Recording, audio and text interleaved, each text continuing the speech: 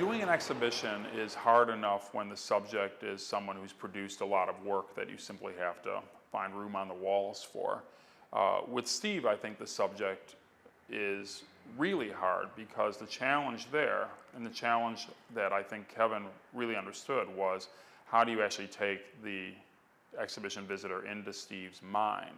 This wall is a tribute to some of the great design books that Stephen Heller has been part of creating.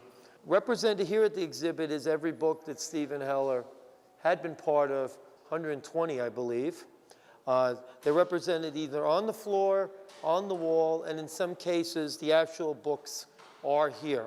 Well, I think all you have to do is pick up any book in a design section of a bookstore or any design-related magazine, or attend a conference, or read a blog, or read a newspaper article, and you'll see Steve Heller has either written it directly or has encouraged someone else to do it. Steve was responsible for hundreds and hundreds of book review covers. So it would almost be impossible to display all of them in one exhibition.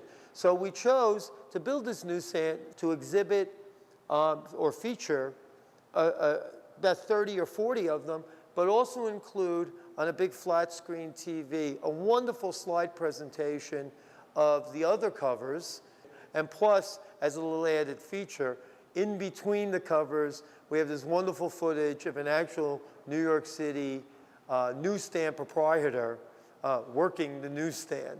Steve's legacy will obviously be in the library that he's left behind as what must be inarguably the most prolific writer on graphic design of this or any generation ever to come. We found that it would be almost impossible to feature every editorial piece that Stephen Heller has ever written about in every magazine, because there's literally thousands. So we decided to create kind of a collage wall of some of the best articles he's written about. His work ethic is extraordinary. I'm not sure what fuels it, apart from perhaps deep-seated neurosis, which is, I think, what he may admit to. I'm not sure. He's kind of like, I thought about, he's a bit like the Woody Allen of design in a way. He kind of has this, well, because he's so productive what he does, but also kind of embodies that that neurotic approach to his work, and I love that about Steve. I find that self-deprecating approach to what he does absolutely hilarious, and that's one of his most endearing qualities to me, actually. This, I think, is my favorite part of the exhibition.